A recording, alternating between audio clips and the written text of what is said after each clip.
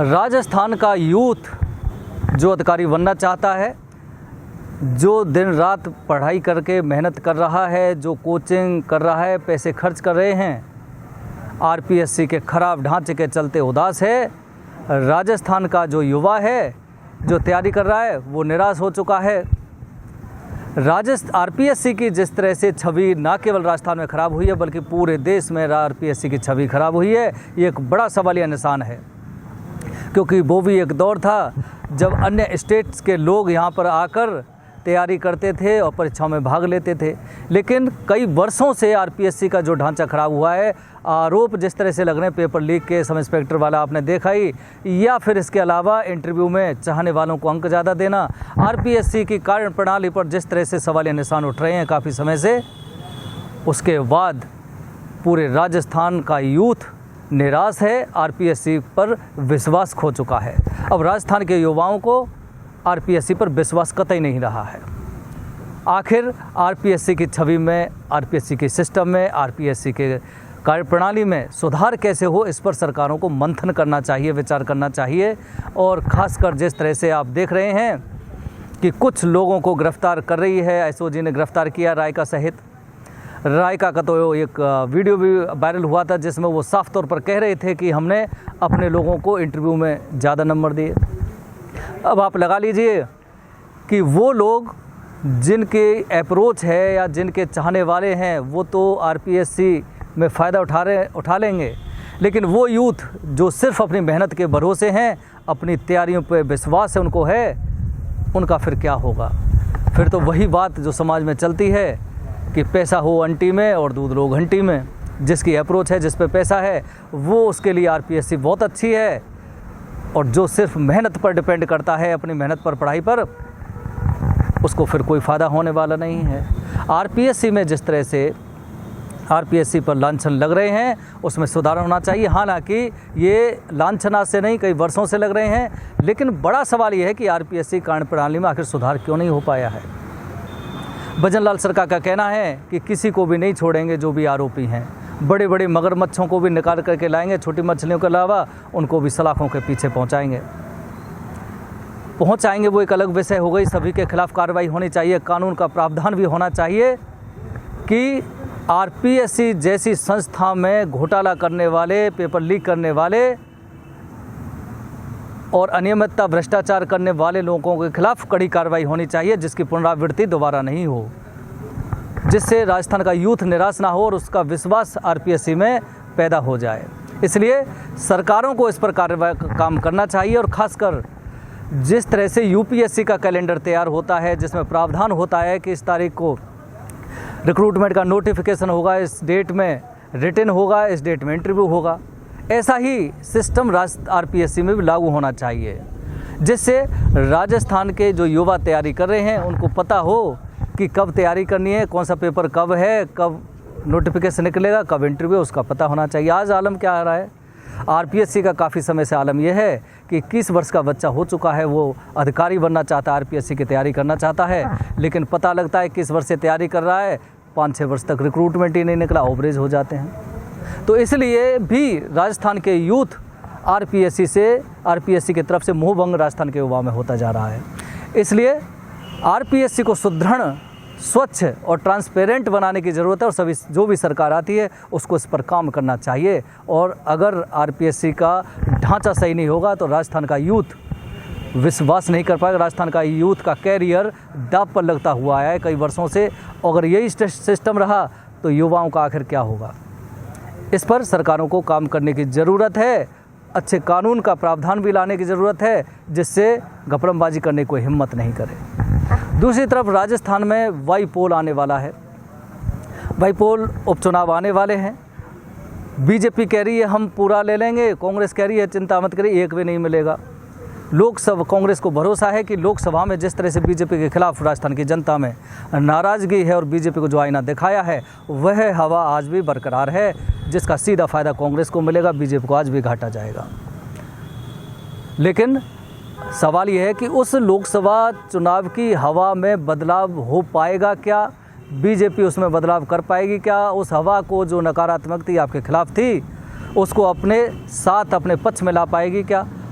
अब उसमें फ़िलहाल तो ऐसा कोशिश की जा सकती है, और ख़ासकर जिस तरह से बीजेपी के प्रभारी राधा मोहन अग्रवाल के बयान सामने आ रहे हैं, उनका विरोध हो रहा है, चाहे वो सचिन पायलट के खिलाफ बयान दिया हो, कांग्रेसी कर रहे हैं, सचिन पायलट के समर्थक कर रहे हैं। इसके अलावा राजेंद्र राठौड़ का जो मुद्दा छाया, उसके अलावा राजेंद्र राठौड़ के मुद्दे को लेकर राजपूत समाज के लोग भी खिलाफ हैं।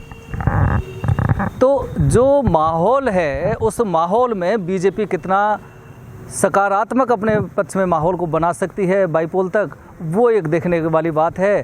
कांग्रेस तो पूरा लगी हुई है। मुरारी लाल मीणा दावा ठोक चुके हैं कि दौसा से आ जाइए, उपचुनाव होने वाला है, जीत हमारी होगी। किरोड़ीलाल मीणा हैं, रिजाइन कर दिया है, एक्सेप्ट नहीं हुआ, लेकिन किरोड़ीलाल मीणा भी लगे हुए हैं, लोगों को समझाने में लगे हुए हैं। वो कह रहे हैं कि लोकसभा चुनाव में मैंने आपको समझाया था, आप समझ नहीं पाए, लेकिन उपचुनाव में तो समझ जाइए। कल वो सवाई माधोपुर आए थे एक धार्मिक कार्यक्रम में, वहाँ उन्होंने यहाँ तक अपनी पीड़ा बताई कि गंगापुर सिटी से उस विधायक को आपने फिर से चुन के भेज दिया, जिसने पहले कहा था कि मीणा और आदिवासी तो हिंदू हैं ही नहीं, पूरा विधानसभा क्षेत्र हिंदूवासी है, लेकिन उसके बावजूद भी ऐसे बयान देने वाला व्यक्ति फिर से एमएलए बन गया। तो किरोड़ीलाल मीणा की अपनी एक पीड़ा है, वो लोगों को समझाने की कोशिश कर रहे हैं। लोग कितना समझ पाएंगे वो एक अलग बात होगी, लेकिन अकेले किरोड़ीलाल मीणा के समझाने से कुछ होने वाला नहीं, क्योंकि लोकसभा चुनाव में भी किरोड़ीलाल बाबा ने काफ़ी समझाने की कोशिश की थी, लेकिन हवा जब किसी संस्था या किसी पार्टी के खिलाफ हो जाती है तो फिर एक व्यक्ति उसको कंट्रोल कर पाए, ये बड़ा मुनासिब नहीं होता, ये सरल नहीं होता, लेकिन कोशिश कर रहे हैं। अब भरतपुर पूर्वी राजस्थान की अगर हम बात करें, यहाँ से भरतपुर से मंत्री हैं, नगर विधानसभा से विधायक हैं बीजेपी के जवाहर सिंह बेड़म, वो मंत्री हैं, गृह राज्य मंत्री। आज पूर्वी राजस्थान में बाढ़ जैसे हालात बने हुए हैं।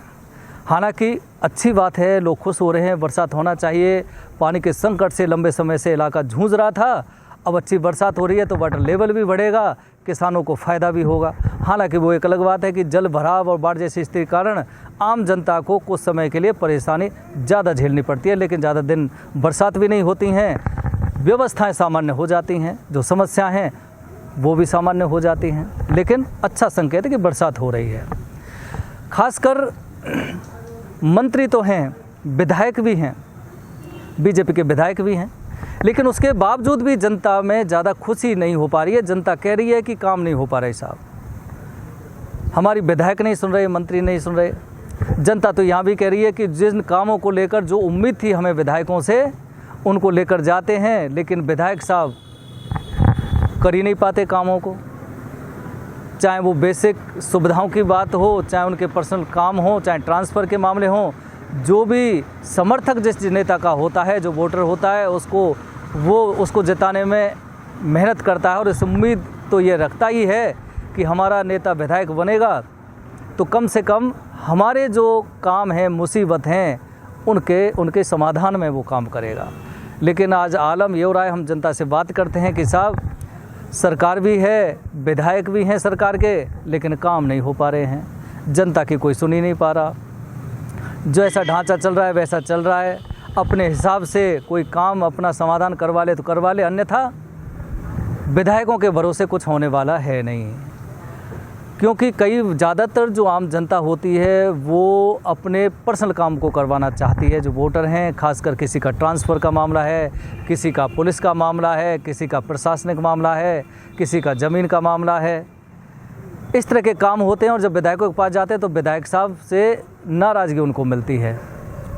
तो कुल मिलाकर यही वजह है कि बाईपोल जब तक आने वाला है तब तक बीजेपी सत्ता क्या कार्यप्रणाली अपनाती है, उनके विधायक और मंत्रियों की कार्यप्रणाली कैसी होती है, उसी सब के चलते आपकी हवा आपके पक्ष में सकारात्मक हो सकती है। लेकिन फ़िलहाल जिस तरह से जनता कह रही है कि विधायकों को, मंत्रियों को ज़्यादा काम करने की ज़रूरत है, ज़्यादा काम से मतलब है कि आम जनता की सुनवाई से ज़्यादा मतलब होना चाहिए। आम जनता की सुनवाई करनी चाहिए, उनकी जो समस्या उनके समाधान में आगे आना चाहिए। कुछ भी ज़्यादातर बीजेपी के विधायक तो ऐसे भी बताए जा रहे हैं जनता में कि वो जनता के फ़ोन ही नहीं उठाते। ना उनसे मिलते हैं। अब जनता के फ़ोन नहीं उठाए, जनता से मिले नहीं, जनता उनको ढूंढ रही है, तलाश कर रही है, तो फिर समाधान कैसे होगा? और फिर कैसे आप कह सकते हैं कि बाईपोल तक आपकी हवा स्वच्छ अच्छी हो जाएगी? इसलिए कोशिश दोनों ही पार्टियां कर रही हैं, जनता फैसला करेगी बाईपोल में क्या होना है। लेकिन उससे पहले जिस तरह से वसुंधरा राजे की टूर ट्रैवलिंग चल रही है, यात्राएं चल रही हैं, जगह जगह काफ़ी समय से जो सुस्त पड़ी हुई थी, दिखाई नहीं दे रही थी, लेकिन अब तुरंत ही सडनली वो अचानक कई जगह देखने को मिल रही हैं, कार्यक्रमों में वो जा रही हैं। कल वो सवाई माधोपुर भी धार्मिक कार्यक्रम में आई थी, जगह जगह जा रही हैं, ओम माथुर के कार्यक्रम में वो गई थी। तो वसुंधरा राजे भी एक्टिव हैं। अब एक्टिव होने के संकेत क्या हैं वो एक अलग बात है, लेकिन वसुंधरा राजे को भी जिस तरह से उन्होंने 1-2 बयान दिए हैं, लॉन्ग वाला जो बयान दिया है, उन चीज़ों से ऐसा लगता है कि वसुंधरा राजे कहीं ना कहीं निराश हैं। निराश इसलिए भी हैं कि 2 बार मुख्यमंत्री हैं, रह चुकी हैं, और अब उनको जो एक उम्मीद थी, जो सरकार आने के बाद एक उम्मीद थी, उस उम्मीद पे पानी फिर गया। तो इसलिए वो उनमें कहीं ना कहीं उदासीनता है। उनके पुत्र को भी मंत्री नहीं बनाया गया, जिसकी उम्मीद वो कर रही थी कि मुख्यमंत्री नहीं बन पाई। इसके अलावा वो उनके पुत्र को भी मंत्री नहीं बनाया गया, कैबिनेट में जगह नहीं दी गई। तो ये सब कुछ चल रहा है, और कुल मिलाकर बीजेपी की कार्यप्रणाली का बड़ा प्रभाव बाईपोल इलेक्शन तक पड़ेगा। उनके जो प्रभारी अग्रवाल जिस तरह से बयान दे रहे हैं, उससे कितनी नाराज़गी या खुशी लोगों में होने वाली है जातिगत, वो भी एक देखने वाली बात होगी। मंत्री विधायकों के कारनामे तब कैसे रह रहे हैं, जनता कितनी संतुष्ट है असंतुष्ट है, उसका भी प्रभाव देखने को मिलेगा।